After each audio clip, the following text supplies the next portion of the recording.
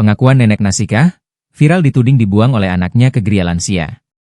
Nenek asal Surabaya yang berusia 74, Nasikah, yang viral usai diduga dibuang anaknya ke Gria Lansia Malang memberikan pengakuan.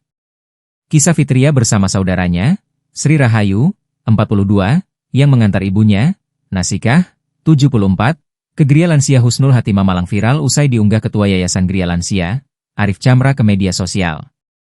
Dalam video yang diunggah Arif Chamra, kini sudah di take down, Arif menuliskan keterangan, 2 anak kandung buang ibunya ke Gria Lansia, Sidoarjo, Jumat 27 Juni 2025. Jangan nangis dengan berita ini, dalam draft yang ditandatangani, jika beliau ini tutup usia, maka 2 anaknya nggak perlu dikabari.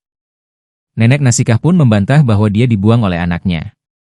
Tidak, dibuang, di TV kok saya dibuang. Kalau niat dibuang sekalian masukin karung besar, buang ke laut aja, katanya dengan tertawa saat